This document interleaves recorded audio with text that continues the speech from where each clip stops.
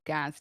And today we've got special guest with us, Stephanie Sloan, and she's kind of a girl after my own heart. Is a she specializes in transforming chaos into clarity for nonprofits and associations. As a process expert, she will dive into your organization's key workflows and systems and asking those right strategic questions, like a lot of questions, to pinpoint breakdowns and identify solutions.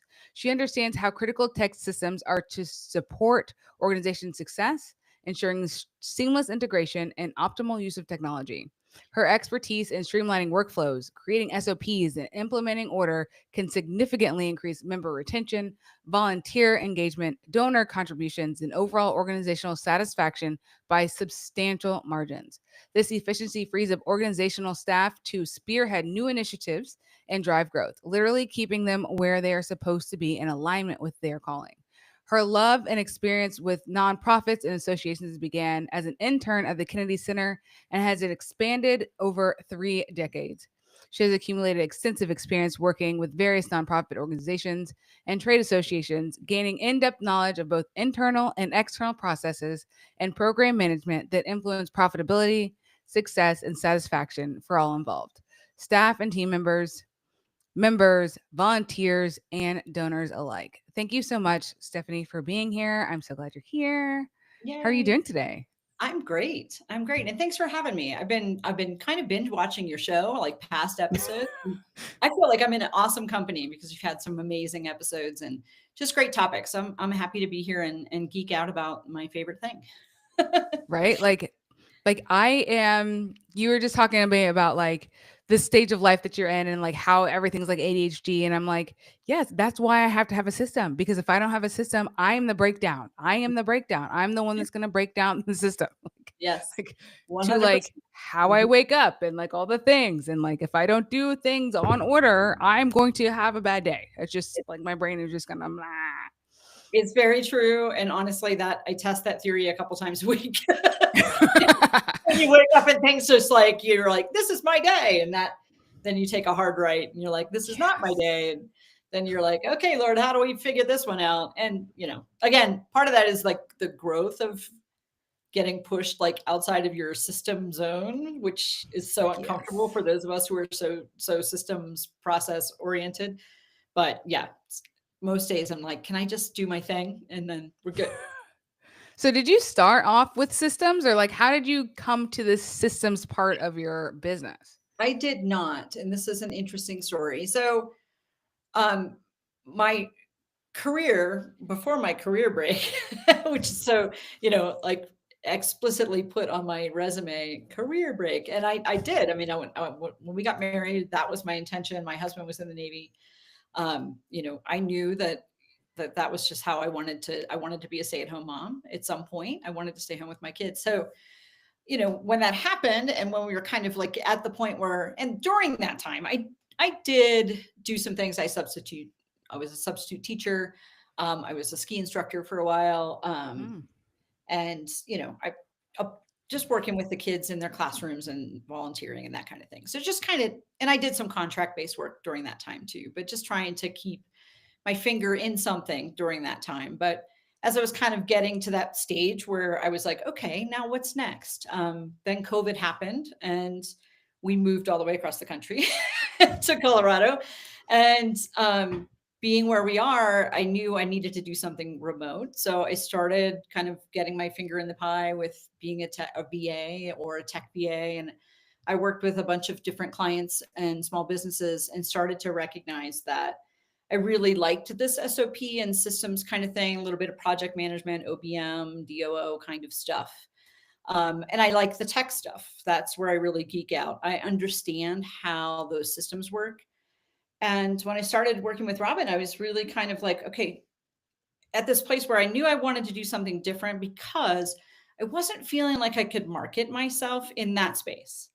I really struggled with it. I'd get on a discovery call and be like, you know, it felt very square peg, round hole. Like, what's happening? Why is it? And I was like, Lord, what is going on? Like, and I started to feel like I needed a more mission oriented business, which I started to work through. And it's interesting. Um, and I can get onto the mission part of this a little bit later because I do want to touch on that. But for me, it just sort of, looking back on all of my experience, I started to realize this nonprofit and association work is really where I understand how Yeah. these organizations run. I understand the limitations of having zero full-time staff. I understand what it's like to work in that environment because I've done it a lot. So I started to build this around that, realizing that a lot of the nonprofits that I've worked with, associations, especially the smaller ones, the bigger ones, not so much, but the smaller ones, it's really an issue where nothing is documented. And you do have a lot of staff turnover. You do have a lot of volunteer turnover. And if you don't have anything written down or a system in place that a new person can walk in that day and be like, I know how to do this task, which may or may not be critical to the operation of the organization, but just having that in place, it just keeps that continuity. And of course, you can tweak and make it better and redocument and all of those things. But having a baseline starting point is so key, and so many places don't. So when something happens, if somebody decides that they want to leave and they don't want to be nice and give anybody any clue how they did things, or if somebody just leaves unexpectedly or can't be at work, it's a big problem. So that's kind of where today's iteration of JLC systems came from. Yeah, I think that that's really key.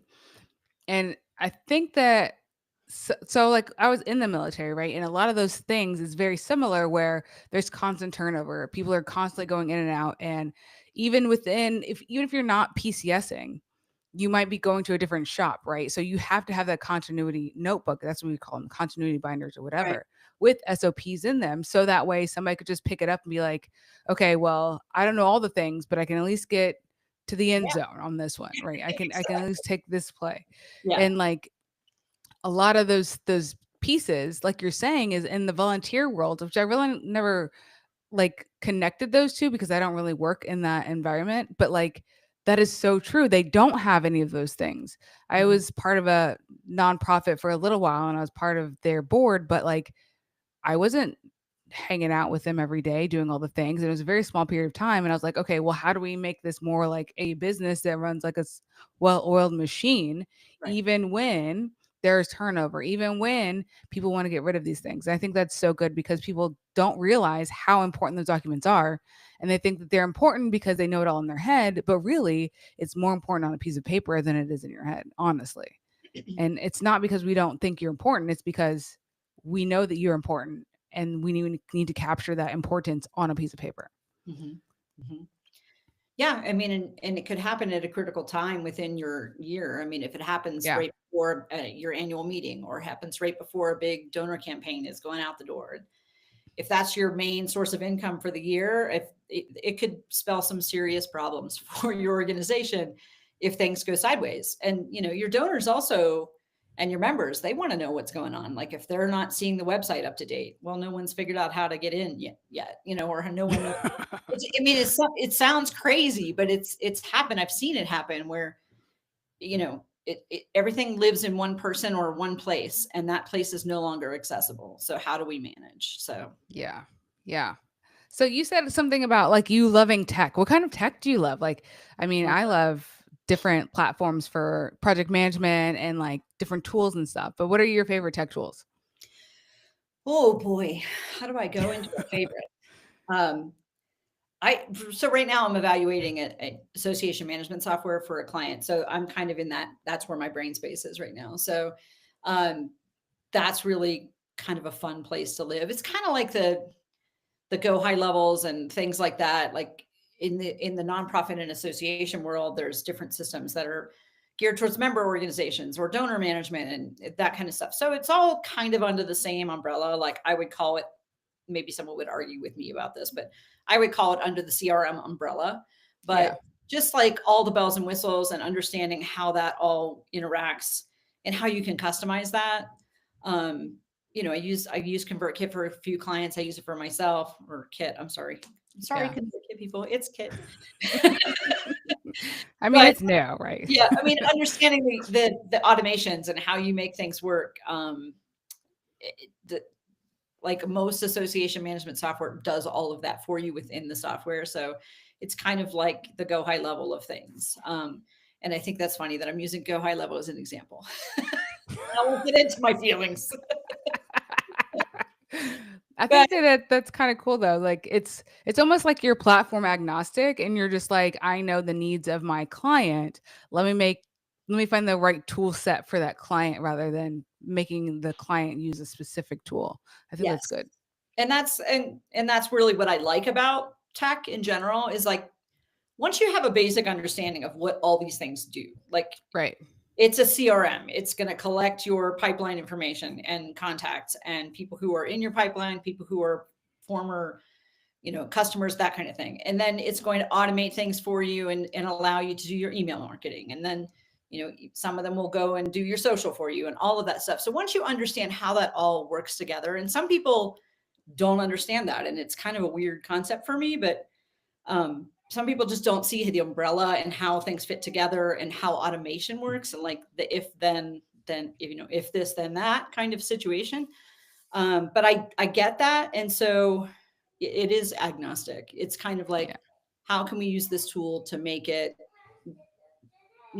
work towards your mission and work towards how your members need you to show up, how your donors need you to show up, and that kind of thing. I love that. I really love that. Cuz I was doing some tech VA work in the beginning and I was like, okay, well, if you want this tool to do this, this is a limitation of this specific tool. You Mhm. can get that, but we need to move to this tool or XYZ tool and try and make their solution get to where their dreams were and what was in their head and how they wanted to run their business or whatever. Right. So Yeah. good. And then you can get into like, how can we make this tool talk to the other one? Right. We're down the Make, Pabbly, Yeah. Zapier road, which I can geek out on for days too. I find it really cool. Like we can make this go here and we can make it show up in your Trello board and it's, all is well with the world. So that makes clients happy when they don't have Yes. to enter information more than once. Some people, some clients don't even realize that that is a possibility. And when I tell them that, it literally blows their mind. And I'm like, no, you don't have to do that anymore. Like, why are you making one-off contracts for every single person? That's insane. Let's just make these variables and then change the variables every time. That's fine. Let's do that. They're like, oh my gosh, I can do that. Yes. Why are you wasting so much time?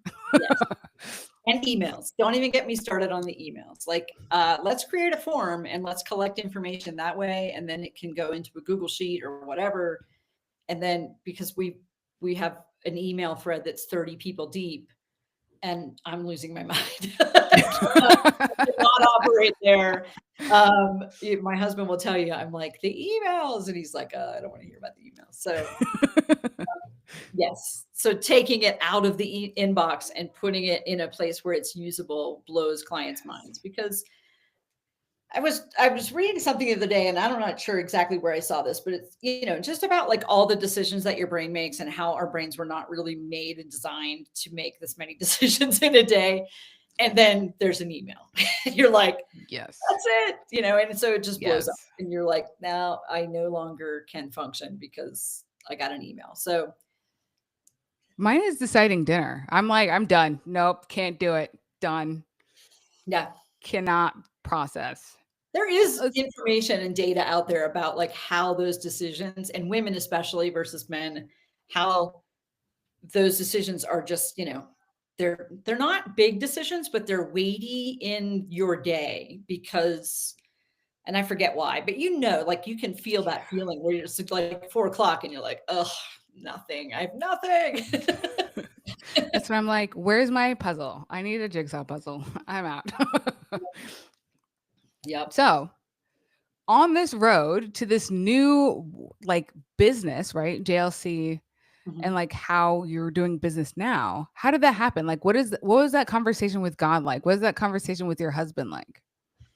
Interesting. So yeah, the tech VA thing and the VA thing came out of like, here I am, I'm in Colorado. I Right. don't have a lot of contacts. I have this, a good deal of understanding and knowledge of how the online space works. And I had done some online contract work. So I could jump in, no problem. And, I'm a professional and, I think that's sometimes you don't find that. Like, you want a job done, here's a contract and we'll get it done. And boom, it's done. Um, so that was the easy part. And as I was doing it for a couple of years, I started to think about how the Lord was, using me in that way. And so I kind of was like, okay, I have to create a business that's mission centered, and I need to, I want to serve Christian entrepreneurs, that kind of thing. It wasn't that black and white, but that's kind of where I thought I was going. Right. And I went down that road for a while, and it was just still square peg round hole. And I was like, Lord, what are you doing? How many times a day do you ask yourself that question? I was like, this just still feels like I can't get it off the ground, or I can't get out of my own way. I was really in my head. I was really like, oh, I'm not capable of doing that. I was on a call once with a group, and had somebody like basically tell me that they wouldn't hire me because they're like, I don't think you're confident enough. And that really was a blow. I was like, Mm. where's that coming from, Lord? And then like I put some stuff on social, and that was kind of hit. Like I felt just a little like attacked, and it just wasn't feeling good. It just still felt something about it.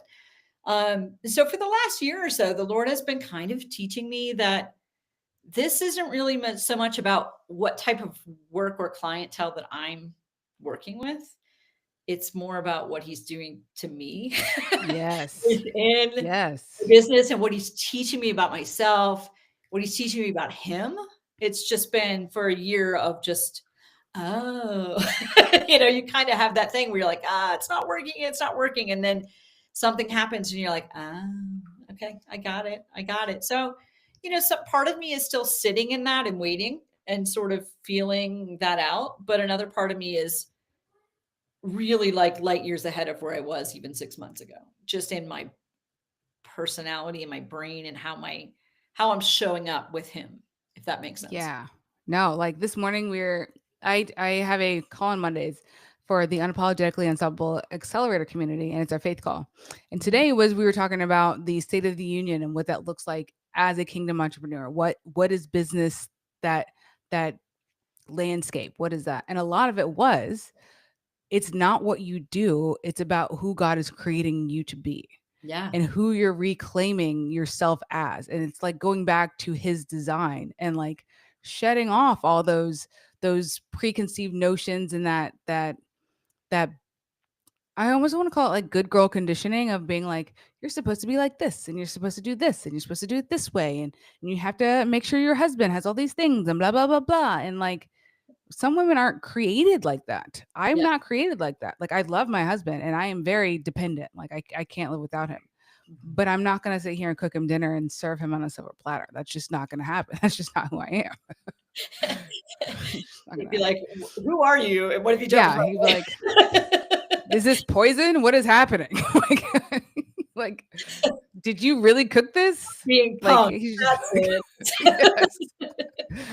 But that's not how God created me. He created me to be this bold, unapologetic woman. And like, I had been making myself smaller to fit in those boxes. And I Yeah. had to realize that just because I can fit in those boxes and contract myself to fit there, that's not who God created me to be. And I can't be in that space. So then it was, well, then who is God really? What does the Bible really say? What Mhm. what was I created to do? Who was I created to be, and how am I supposed to affect people? And it's all about like the fruit that comes of that. And that's not always financial. It's like, Mhm. how are people's lives being changed? How are they getting closer to God because of what I'm doing? Right. And those things matter more now to me than they did before, because it was always like, I come out this corporate job and I was like, well, God, where's the money at? Where's the money at? Where's the money at? And he's like, I'm trying to change you first. And that I was like, Yeah. okay, good, but I went to therapy. Like, I'm good. He's like, no.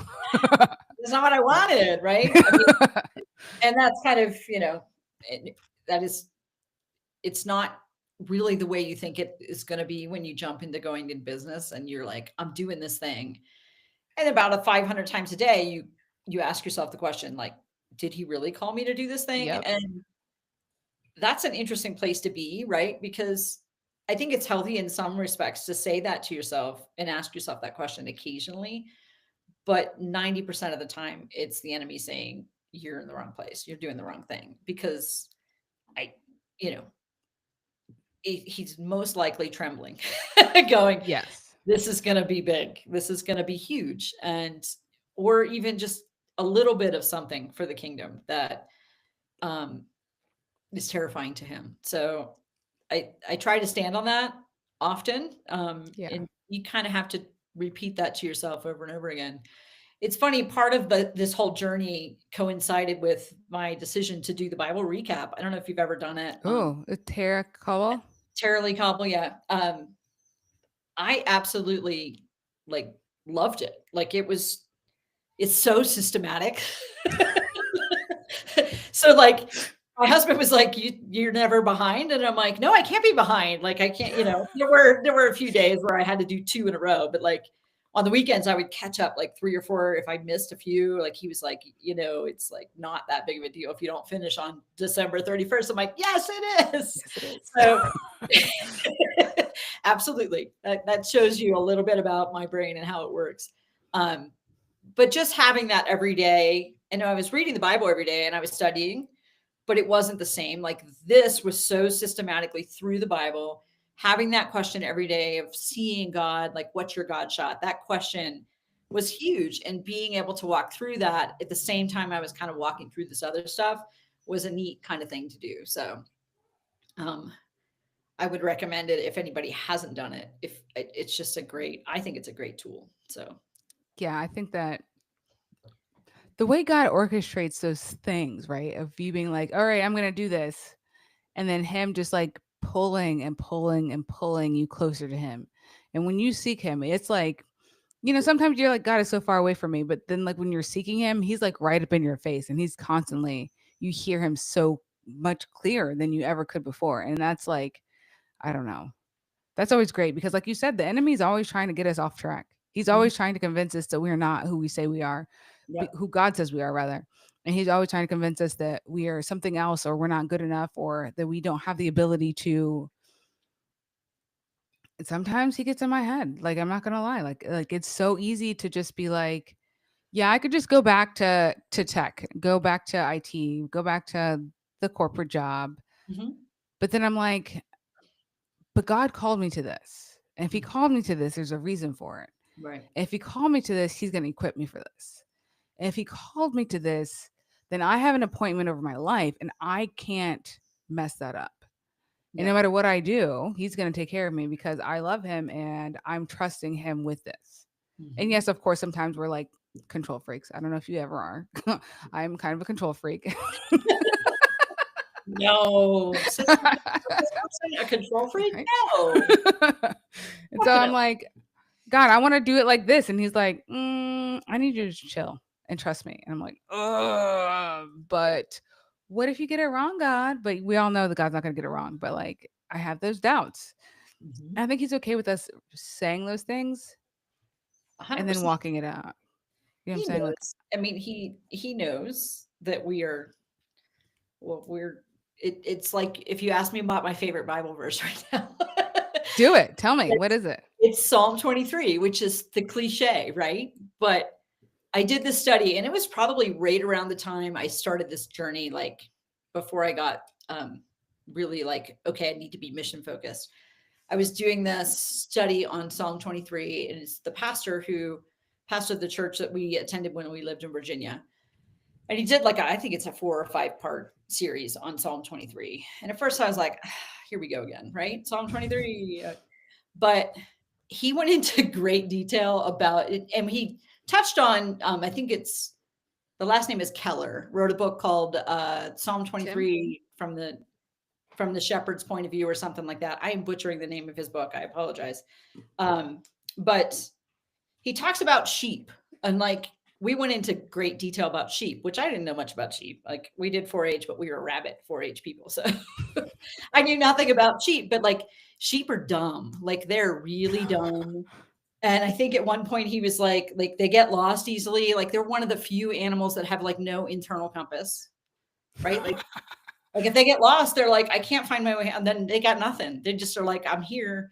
And, all of these things, he's like, once they're lost, they can't find their way back home. And I'm like, okay, and, talking about not being able to take care of themselves without the shepherd's presence. They don't even know how to find water. Like they're terrified of everything. And I was like, oh, wow, Lord, like that's us, right? And so he goes through the Psalm 23 from that perspective and just all the things that the shepherd does to take care of the sheep because they're absolutely incapable of taking care of themselves. I was like, okay, yeah. So that has become my favorite verse just because it really brings it home to me. Like, I don't know. I mean, I guess I'm a dumb sheep, like really dumb. And I'm absolutely incapable of taking care of myself without him. Like I just can't do it. And once you're lost, can't find your way home without him. And so all of those things kind of came together for me. But and I had a point that was we were going somewhere where I kind of went off on this side tangent. This is my ADHD Perry brain speaking. Where It's was I? fine.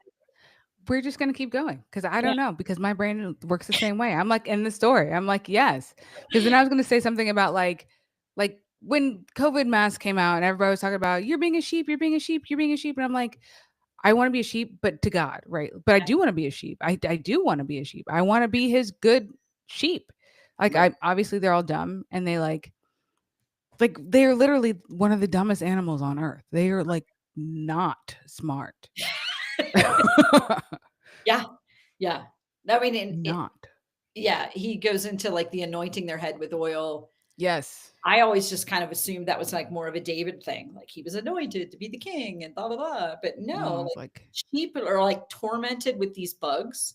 mhm. And in order to keep them from being tormented, because what they'll do is they'll beat their heads like off a tree just to kind of get the bugs out of their heads And literally kill themselves. and they will kill themselves. But he puts the oil on their head to protect them. And it's like, uh, okay, so all the things come into place and you're like, yeah, that's me. Have you seen the meme where the sheep is like stuck in like a ditch and the farmer gets it out and it's so excited it jumps like twice and then lands head first back in the ditch? And the meme is like basically this is me and God, where God's like, I don't know. 30 seconds later, I'm face first in the ditch again, and he's like, okay, I'm gonna pull Okay, you here we out. go. Here we go again. Don't Yeah, jump that way, okay? I'm sure, absolutely. So That's so good. yeah, There's actually sheep on base, like a oh bunch yeah, of them. Yeah, they bring them on. I live out near Sacramento and on Beale Air Force Base. They bring like different wild, it's not really wildlife, different animals. So there's like cows that they mhm, have grazing, and then they bring sheep out for like these really tall areas so that way it doesn't catch on fire from the wildfires. right. And they have the sheep out there. And so we'll like it's cool. So I'll bring the kids out there and we'll watch the sheep. And some of them are just like one of them was just like panting, just sitting there panting, like 3 feet away from the water. But he's just like, I'm like, Yeah, dude, like, why? It's literally right there. Like, you could just walk over there. Go get some water, bro. Like, nope, absolutely incapable. Needs a shepherd to say, "Here's the water." Like yes. so. Yep, great. It's a great analogy and one that really hit me. So that has been since then a great, just kind of a lesson that I keep repeating to myself over and over again. Of Like fully here I am, dependent on God. Like just a we are not gonna do this without him. It's Mhm. gonna look really bad without him. Yeah, 100%. So Indeed. good. So you were talking about being mission focused now. What does that look like for your business and how did that come about? Being mission focused rather than like a specific avatar, if you will. Yeah, I mean, most nonprofits have some sort of mission, right? Like, Right. I think as opposed to being working small business, that kind of thing. And some small businesses do have a mission behind what they do, which is great. But I think for myself personally, working with an organization that I feel like I can get behind and having that mission focus just kind of connects the dots a little bit more about who I am and how my brain works. And, um, just I'm not saying that they all have to be Christians. Like that was kind of a focus for a while. I was like, I need to work with Christian organizations. And the Lord was like, yeah, no, not necessarily. You Yeah. just need to do the next thing that makes the most sense for you. And you need to listen to what I'm saying, you know? So the mission being Christian focused is not as relevant to me anymore. Of course, I would love to work with all the nonprofits that have a mission that I personally can get behind. That is that would be near and dear to my heart. But at the same time, I need to keep the lights on. So, we have Right. businesses that aren't, I don't necessarily work with organizations that I can't believe in, but it doesn't have to be a Christian focus. And I think that's been a good thing for me, just to kind of learn it. Look, the more organizations you can get behind and into, um, the more I'm learning and just Yeah. and growing. So that's great. A lot of the organizations I'm working with right now are membership based. So it's a trade association or a membership based organization of some kind. And their mission is a little bit different. It's, more networking focused, or maybe it's a continuing education kind of focus or something like that around an industry. But I love that because I don't think everybody's called to just Christians or just a certain like religious demographic, if you will, Mhm. because there still needs to be people out there that are showing God's love and are not like overtly like repent or die, right? Because that's going to turn off a lot of Christians, non Yeah, Christians rather. yeah. Because I didn't come to Jesus until after my first was born, which was about 7 years ago. Mhm. And I had like this radical change of my heart, right? But like my my mother-in-law is very devout Christian and she's a repenter dyer. And I was like, stop talking to me. It was just Yeah, like a hard, like, I don't even want to talk to you because that's not going to win me over, okay? So like I was more of like a who is God? What does that look like? And just showing the people that I saw that brought me to Jesus were just regular people trying to live life like Christians are supposed to, mhm. failing at it, being vulnerable, messing up and just sharing their truth and being very vulnerable about like yeah, this is really hard. Yeah, this I'm trying to do this and this is hard and I'm messing up and I'm going to try again. And Yeah, Jesus loves me and I'm going to keep trying to be like God. yeah, And I was like, "Oh, that's what Christianity is. Oh, yeah, that's what Jesus really means." yeah. So Yeah, like, no, I mean, I think it's really important that we're out there being salt and light, but we're being real people in the real yes. world. And real, you know, I have a friend who wrote a book called Sermon on the Mount of Messy. And, I mean, she's the most real person that I can think of right now. Like it's just unapologetically unstoppable me. Like just Yes. being me and screwing up and trying again and all of that. And I like you said, we're not going to reach people by being this, type of like rigid sort of personality that is unaccepting or unloving. You know what I mean? Like Jesus loved everybody. Like think about that. And one of the most impactful things that in my adult life, I remember having a conversation with a pastor. I forget exactly why I was in on a one-on-one with this pastor, but he mentioned something to me about people in the Bible. He's like, you realize like how flawed people in the Bible were. And I grew up in the church, right?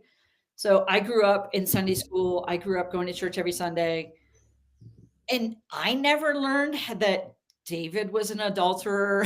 Like, these people screwed up, and not just in a little bit of a way, but, like, No, sometimes in like really big ways, like Moses killed somebody, like, all of this these people were flawed, and he used them anyways, and yeah. that was like like, earthquake kind of thing, like, I'm like, "Hey, what?" Because it just and that's one of the things that I've tried to really impart on my kids is just more lessons like that of, you know Mhm. what? It doesn't matter if you screw up. If obviously it hurts your heart, it hurts God's heart. It's not his design or plan for you, but we all are going to do it and you just have to be repenting and just rely on him even more. It kind of forces you to do that like a Yeah. sheep. Not letting the shame just like ruin your relationship with God Yeah. Shame is a or big let it one. take I over. mean, it's a really Yeah. it's a heavy thing, you know? Growing up in the church, you see a lot of that, and I know a lot of friends who are like, "I grew up in the church and I won't go back because I don't need that level of shame." And I'm like, "Yeah, I feel that. I totally Yeah. feel that," Yeah. But there are ways to get around it and have those conversations with God about, you know, and Jesus is tender. He does Yes. not he's not gonna shame you. I mean, look at the woman who, you know, was supposed to be stoned. I mean, nobody Yeah. was left to hit her with a stone because, everybody was recognizing, I got nothing. Yeah. None of us do. In that story, I'm always like, what was he writing on the ground? What was Jesus writing? Because it says Jesus writing on the ground, and then he asked them, those without sin, throw the first stone, and then he just kept writing, and nobody was like, what was he writing though? Like, what? Yeah. I want to know what that was. Yeah. I don't know. I mean, I guess we'll find out someday, but maybe he was writing their sins. Maybe he was like, I'm just going to sit here and write your name. Or maybe he was just writing, I don't know, how much he loves everybody there. Who Yeah, knows? Who knows? But yeah. yeah, that's so good though. That's so good. When you Mhm. think about like where you are taking your business now and you think about the nonprofit versus the marketplace, do you stay in nonprofit or do you think that you'll venture out into the marketplace as like the business marketplace? I think, I mean, I'm not opposed to the idea of Right. being in either. I know the nonprofit world a little bit more, just because that's where I spent most of my career, especially in associations. So I started out in nonprofits particularly, and then I moved into the association space, and that was where I was for probably about 10 years. So it's a place I know, but I also know the business world because I've had business clients and things like that. So um, I'm not opposed to either. I think it's really just going to be how I get led and where I end up. Um, I'm not going to be. I think I've learned my lesson about being rigid in terms of no, it must be this. Well, no, maybe not. Right. Just being Just like open. yeah, no, yeah. So when you said that you've been in church a long time, Mhm. where would you say or what was that moment where you realized it's not just something I do on Sundays and this is an actual relationship with Jesus and like Mm. that heart change? How was that for you? Mm. That was young adult, like, around about the time we got married. Like, I've been married for almost 20, I don't know. Wow, 28 years? Time flies when you're having fun, right? Yeah, yeah, it's been a while, but, I think when you start raising kids and you start and that conversation with the pastor about the people in the Bible being broken and flawed, that was a big turning point for me in terms of just religion versus relationship, right? And I was just with a friend the other day and she was talking about religion and how she's just like anti-religion. She's like, this whole attitude of rote kind of things that we have to do doesn't sit well with her. She was just like, I'm relationship based. Like, this is me and this is Jesus. And of course, we're in the church and that kind of thing. But um, so it was more adulthood. I think having kids and raising kids through things where you reach the point where um, you have to give them up to him and go, Yeah. I've done what I can, albeit extremely flawed, but here they all are. And Yep. so it just gets deeper as you get to that phase. I think you're so tired in the beginning of motherhood and parenthood that you're just trying to do all the right things, but I don't think I really recognized that I couldn't really do a whole lot to affect them. I have to give them to him and and my kids are adults now almost. My youngest is going to be set 18 in a few months. So I have officially raised like, 2 3/4 adults who are Yeah. functioning in society. Yay. And it is that letting go. And I think this is tender right now because I'm in that phase. My middle is about to graduate from college. So it's like this letting go again. But I think that turning point really came as an adult.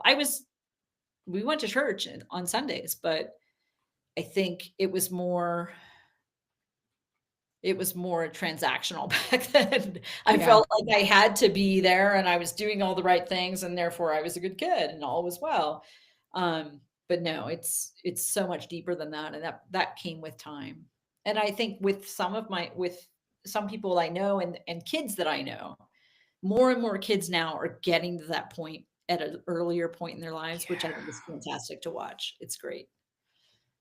I So think that's that has to do with like our parenting and how we parent them, right? Mhm. So like with my mom, it was very, we're going to church because that's what we're supposed to do. Yep. But they weren't really taught the relationship either. But Yeah. now we're discovering it's almost like this another awakening happening of the Holy Spirit coming down and like showing us all like, no, it's a relationship. No, it's a relationship. And we're like, Yep. oh, okay. I think it's because like, when the millennium came, everybody was like, oh, it's going to happen. That's the beginning of the tribulation. It's going to happen. And then when it didn't, we were like, maybe we got it wrong. Let's go back to the Bible. Let's go back to Oops. Yeah. No, and it's so cool. Like as I have adult kids, I'm so thankful for those people in those organizations and those youth groups and church camp that poured into my kids to get them where they are. yeah. We had those things, but it was different back then. And now it is a little bit more relational focused, I think.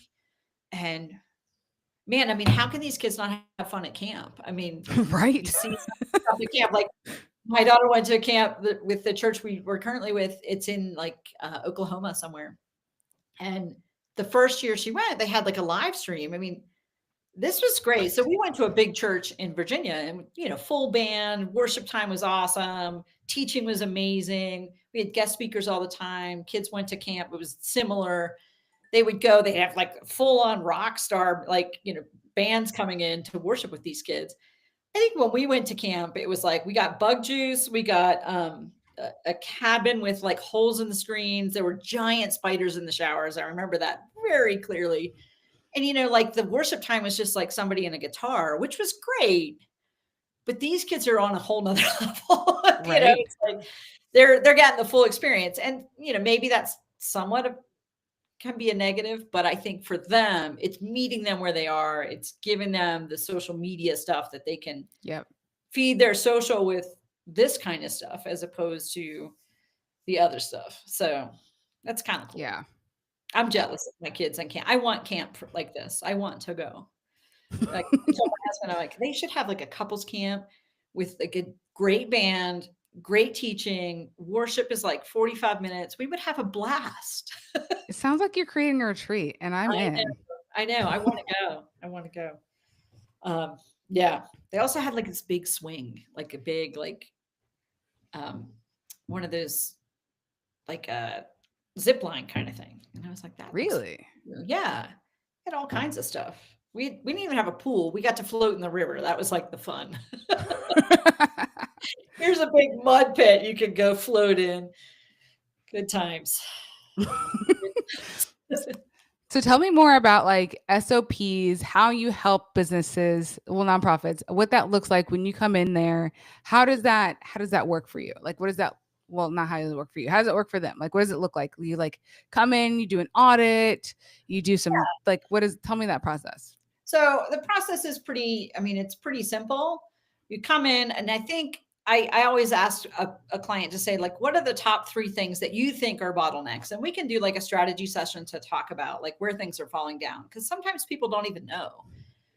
Maybe if the executive director or um, CEO or small business owner doesn't really know where things are falling down because they don't do all the tasks every day. Right. So it's really kind of getting to the root of what is the bottleneck, where are the bottlenecks, and then what's causing it? Is it systems based? Is it one system doesn't talk to another? Is it, SOP based in that, the SOP is 3 years old and it's made for a different system? Or is it just that it's a complicated kind of back and forth between the stakeholders? Like a lot of times Mm, I talk to people who are like, well, I need to wait on so and so to do this so that I can do this step. And I'm like, well, why don't you just do both steps? Or why doesn't so and so do all of these parts and then hand it off to you for the finishing or whatever? And they're like, oh. So it's getting outside of, and I always say this a lot to people when I come in, you don't think that everything needs to be looked at, but sometimes everything needs to be looked at because you're so right. used to seeing it and it's been this way forever that no one can really even tell you when they started doing it that way. And that to me is a big red flag. It's like, if we haven't talked about how we do this process or this system talks to that system, and if we haven't talked about it in 6 months, then it needs to be looked at because there's probably an easier way to do it. I had this story about And this was like a class I took in college. And I remember this. I don't know why this one sticks in my head. I think it was like some communications class or something, but he was talking about a recipe that was passed down in generations. And this woman had a recipe for roast beef, and her great grandmother made this roast beef, and it was like the Sunday roast or something. And the first step was to cut the ends off the roast. And well, no one really asked why until like 2 generations later, and no one really knew, but they finally went back to great grandmother and was like, why do you cut the ends off the roast? And she's like, oh, my pan was really small, so I had to cut the ends off. And everybody thought that this was like some great secret of making a roast beef where you had to cut the ends off so it was like flavorful or something. No, just grandma's pan was too small. And so if you don't ask those questions, like, why do you do this? It might seem so stupid. Like, this is just a simple thing, but the answer might surprise you. And so I think asking people the right questions, and even questions that may seem like they're just questions for the sake of a question, but they're not. They're really just to get to the root. So that's how we start. Like, it's like, let's investigate what the problem is. Let's map it out. Let's prioritize. Okay, we can't fix everything at once. So what's the one Right. thing that's going to make the most difference? And then we jump on that. We figure out how to make the process smoother. Maybe we can automate a system in a different way. Maybe we can change things up completely, or maybe it's a small tweak. And then we document it, and then we make sure everybody understands how it's done now from here on out, so that it's done properly. And we just kind of rinse and repeat Yeah. until everything is. And again, it's never done. Like, this is a great place. No, It's a great place to be, I guess, because 6 months later, you probably need to revisit some things just to make sure all is well. So it's like audit, diagnose, fix, Mhm. continuous monitoring. Yeah. Exactly. Just like you would with any systems implementation. Yeah, right. Even And like triage in the doctors, like it's the same process. exactly. And it's not rocket science. I say that a lot, Right. it's just, but it's not. But usually the problem with organizations is they're reactionary. And so Yes. and that might be their culture. They might just have a culture of, we never do things ahead of time. We always do it with our hair on fire. Um, and that's a tough cycle to break. Right. It is a really tough cycle to break, because you're pulling, especially in the nonprofit world, because you're dealing with committees, you're dealing with board members, everybody's pretty much a volunteer. So it's not their full-time job to get the information to you that you need. So it's trying to figure out, how can we do this in the least painful way so that I can get the information that I need to move forward. And yeah, I think I lost my train of thought. Shocking. How did you How did you come to love that though? Like what were you like as a child? Were you always like the problem solver, or like I don't think so. I don't really know. It's funny because my husband laughs when I say this, but I am a make a plan and work the plan kind of person. Like, every Friday night, I'm sure he just loves hearing this from me. I'm like, so what's the plan for tomorrow? And he'll be like, I don't know. I'm sure he's like, oh my gosh, here we go again. But like, getting stuff done around the house, or just chores that need to be done. Like, I want to get things done so that we can go and do something fun. We live in a resort town. We have a major ski resort like 20 minutes away. We're still skiing. But we also have 2 alpine lakes and a national park, and acres and acres and acres of land. So I want to be out enjoying all of that. So for right. me, I'm up early. I'm like, laundry, blah, blah, blah, blah, blah. And he's more of the, well, let's see what the day brings. And I'm like, no. But I don't really know. I mean, some of it is just like, a little bit of anxiety, maybe just like, I need to get this done so I can go enjoy XYZ. But I don't remember being that way as a kid. I mean, we had chores and we did Yeah. chores. Like, Saturdays were not for cartooning. Like, my friends were all allowed to watch cartoons. I'd love sleeping over a friend's house on a Friday night, because then I could watch cartoons on Saturday morning. But we were allowed to watch the TV, but only after our chores were done. So that was a good motivation.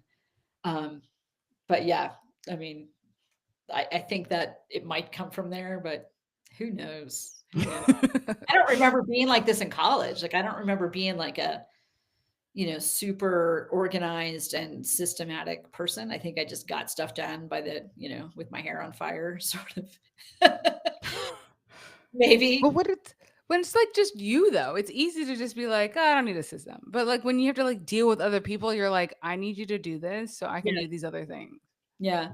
And it's interesting you say that because I don't know outside of making a plan and working the plan for my day. I don't think I have a lot of household systems. Like I probably should, but Ooh. I don't. Like we do have a shared grocery list and we have things like that, but in general, I don't think I live the way I work, if that makes sense. I like Maybe have it's the to. balance Like I I'm need. like Yeah. so like in the morning, like I get up, I do my thing, and then I will go downstairs and flip the kitchen again, like right after breakfast. Like I Yeah. have to like make sure the dishes are done so that way by dinner time everything is clean, everything is good to go. And then we have like I call it rhythms. We've got like a block of this and then a Yeah. block of that. So it's more of like a rhythm than like a strict schedule or Right. process, but it's like, all right, now it's this time. Now it's this time. Now Yeah. it's have fun in these parameters. Okay. We're gonna bowl inside these lines. Get 1 hour. Yes. Yeah, and I Go think crazy. that's how I operate too, because I do have a morning rhythm or routine where, if that goes sideways, I'm like, it could be something as simple as like my husband's up before me. I'm like, what are you doing here in my Yes. quiet time Yes. space, Yes. like drinking Yes. coffee next to me? And he's like, Very good nice. morning to you too.